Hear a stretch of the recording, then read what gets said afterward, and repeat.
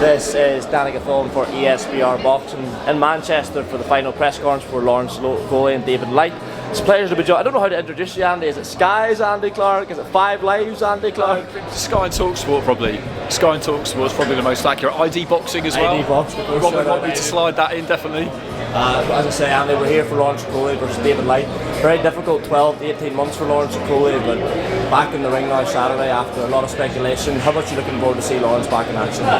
Yeah, you never want to see anyone just kind of left on the shelf for whatever reason. Obviously he had his problems with Matchroom. Hopefully they're resolved now.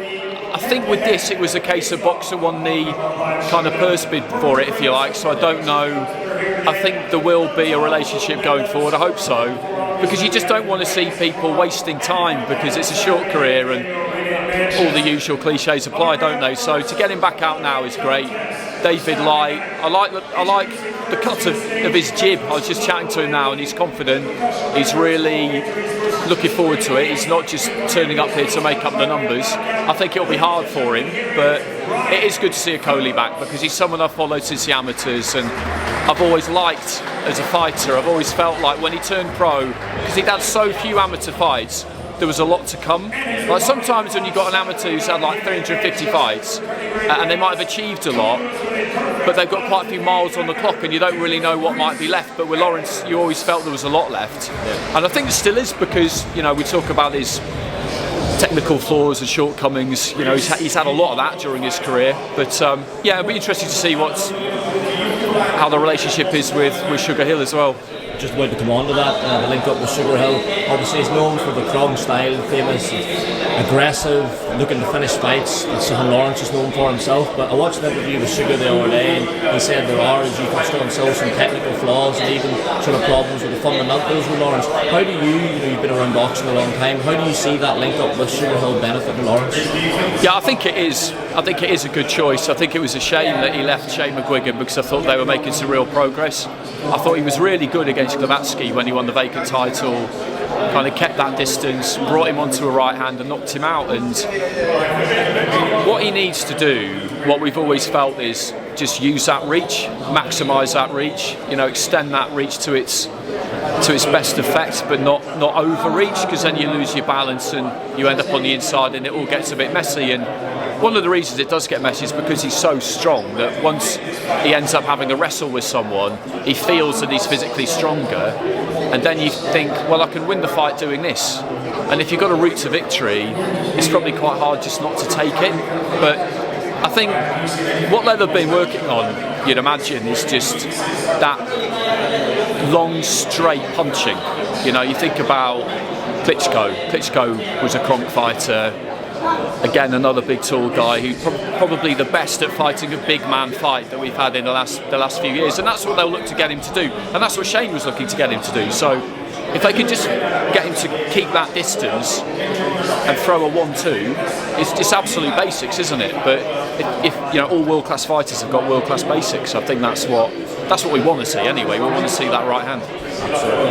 As you touched on, it's David Light in there, a mandatory challenger. I think it was a bit of an upset win when he fought the final eliminator to get the man result. He is a bit of an unknown quantity coming over from the UK. We do expect Lawrence to get through. Sky, cruiserweight division, seemingly in a really good place. There's Richard reaction. Chris Smith against Liberty, potentially for the WBA world title. Where do you see Lawrence Coley potentially, provided he does come through David Light? Do you think it'll be the Raptor fight or a rematch for Lawrence? I mean, we're expecting an opponent announcement for Billy Smith soon, and we all know who the names are kind of in the frame, but I don't know who it's going to be yet. When he comes out in straight lines. For the purposes of that dynamic, I think it was a bit of a shame that Badu Jack beat Makabu, because I think Makabu would have been quite easy to get. Badu Jack's not gettable. You know, he's not going to fight outside of the Emirates or Saudi Arabia. So unfortunately, that's one fighter taken off the list. So then you've got Gulamirian, who seems gettable. Opetai's not really, because he's got to fight Masternak next. So I think I wouldn't be amazed if we saw a Coley Riakporhe next, because I don't think Lawrence really wants to waste any time. Riakporhe wants a world title fight. It'll be an easy one to sell. just be interested to see who they get for Chris. Ideally, they get Gulamiri for Chris, and then you've kind of got kind of two semi-finals then, and in the final, whoever wins, you'll have two belts. That's the ideal scenario, and I'm sure that's kind of what they're hoping to do. But as we've seen in the last few weeks, what we want and what ends up happening is not necessarily the same thing, is it? The perfect segue onto the next topic. Fury USYK, it's not looking great. And obviously members of Team USYK coming out and essentially saying Tyson Fury was moving the goalpost too much. I think the specific issue they had was over the potential purse split of a potential rematch. I'm happy with both the terms that USYK had won and Fury had won. Is the fight, is it dead in the water? It looks like it, yeah. Frank Warren was saying yesterday that he feels like they can still get it done, but I don't think they can. I think Frank would absolutely love to get it done. I think they all realise that this is not going to go down well, it not happening, because there just didn't really seem to be any real obstacle. Both fighters seem to want it. You've got loads of really experienced people involved in the Warrens and Top Rank and Egis Klimas and Alex Krasniuk from K2. I was as confident as I've ever been around a mega fight that this would happen, and Fury's the one who's going to come out of it worse, because everyone feels like they know everything now because of social media. But whatever the ins and outs of it are, whether it's fair or whether it's unfair, Fury's going to get blamed for this. That's just a feeling I get. He's going to get blamed for this. And people have short memories. You know, yes, he fought Wilder 3 times, but that's over now. People want to see him fight Usyk, and I was just talking to someone about this. AJ picks up that WBO belt 31st of March 2018, and at that point, and from that point onwards, so for the last 5 years almost, the 4 belts have been with 2 people. The identities have changed, but they've been with 2 people, and we still haven't had a fight for undisputed. And there's been rematch clauses and all that kind of thing, and COVID, but that's bad, isn't it? I mean, that is bad, and this is a bad look for the sport that it can't get done. And I do think Fury's going to get asked a lot of questions about it, because at the back end of last year he threw out a fight with Joshua that I never really felt he was serious about. I thought he looked at it as a way to get an easy win, you know, offer it knowing he can't take it, and then he gets to just insult him about it forever. But his bluff got called, and then it got called again, and then it didn't happen, and he looked like he was the one kind of coming up with stuff to make it not happen, and that's what this looks like. Again, whether that's true or not, we don't really know, but it's a bad look. It's a bad look for everyone, but I think particularly for him. There are a lot of people, you touched on the perception, there are a lot of people who think he never wanted to fight. They go back to just after the Chisora fight where he said he had picked up an injury, and then I can't remember if it was before or after that, but he said I would need 500 million to fight USYK. What do you say to that? Do you think there was ever any intention from Tyson Fury to make this fight? I mean, it is hard to know, and there's no way he's scared of fighting Usyk. There's just no way. There's no way that he doesn't think he can beat him. Just absolutely no chance does he think any of those things. There are easier fights out there for him than Usyk, that's certainly true. I think it is the hardest fight out there is for Tyson Fury, and maybe he just wants to keep him waiting for a bit. Maybe he feels like, okay, well, I'm the linear champion, I need to get everything that I want, or we're not going to do it. And in his head, that would be a perfectly justifiable stance to take. And people are talking about this rematch thing, and Usyk wanted to flip it from 70-30 one way to 70-30 the other way, and how, you know, that's not really going to happen if you're setting the terms on the original and all this kind of stuff. And I understand all of that. I understand how Fury will think, look, you know, this has to be on my terms or it's not happening. But like I said, people aren't going to understand that. They're not going to have it. But no, he's definitely not. There are other fights he would maybe have first because they're easier than Usyk, but there's no way that he's apprehensive about it at all. I don't think. Just on the Usyk, I touched on the comments from his team. I can't remember if it was Aegis Greenish or Alex Classic. They said that Usyk would now be focusing on his mandatory obligation. I think the next obligation is the WBA and Daniel Juan. The talks were the other way to try and get that fight made. What do you make of that fight? I mean, it's a UK heavyweight against Usyk, but it's the level of fury Usyk. Yeah, it's not the same kind of fight, and it's a massive ask for Dubois. If you're him, then you take it. You've got that regular title. There's no way you're going to turn it down. I think it would be very, very difficult for him to beat Usyk, and it's just not what we want. But having said that, in boxing we tend to get over things quite quickly. What I am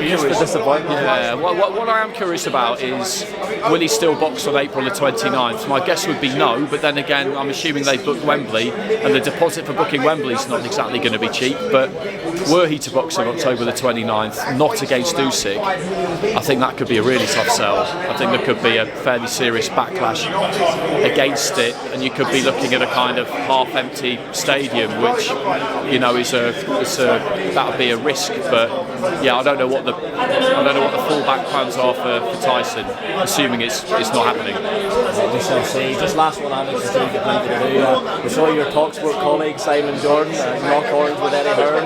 I've seen a lot of people like scoring it as if it was a fight, like Hearn split decision, 10-8 round for Jordan. What did you make of the whole thing? I haven't actually seen it yet. I probably will watch it in the next couple of days. I think Simon's good for the sport because he asks the kind of questions that doesn't make any sense. More casual boxing fans would ask, because it is difficult to understand why certain things aren't happening. But also, I never really felt like he was going to get the better of Eddie, because Eddie knows his stuff inside out. And it's not like he's never been asked difficult questions before. I mean, the boxing media at times can be week to week fairly softball, but I mean, I think that's probably true of most sports. So I never felt that Eddie was going to kind of melt in the face of, you know, Simon Jordan, and that's no disrespect to him. It's just that he was always going to be able to handle that situation. And from what I've seen, the comments I've read from people I kind of know and respect, he did handle it. Simon came for him, but he was able to keep him off fairly successfully. But it was entertaining, you know. It would have done good numbers for Talksport, and it got people talking, so always a good thing. I know I said last one, I'll squeeze one more in with you. Obviously, 90% of that conversation is about Conor BENN. We'll not get into the stuff with the drug test and that's not the review, but the topic of his next opponent came up. Manny PACQUIAO has been battling out for a few weeks, Kel Brook more recently, and then potentially revisit the fight with Chris Eubank Jr. Which one of those appeals most to you? Nothing really appeals to me, to be honest, until we are given some kind of actual explanation for why he failed those tests, because there's nothing I'd like more than to be able to read something that tells me how it happened. But we haven't had that yet. We haven't had that, and I really want to see that, and until I see it, I don't really want him to fight, to be honest. If they've got that available, then they need to find a way of getting it out there. And I understand that these things can be complicated, but if they have that and they say they have it, then we need to see it. You know, this is a massive blow for him, because he's a UK fighter, Conor. He's not a global name, and so not being able to fight in the UK is really, really going to hurt him. And obviously at the minute he can't fight in the UK, and I don't see any imminent prospect of it. So I don't want to see PACQUIAO come out of retirement. I don't really want to see Kel come out of retirement. Eubank. Yeah, it just, I don't know. It's close to being made.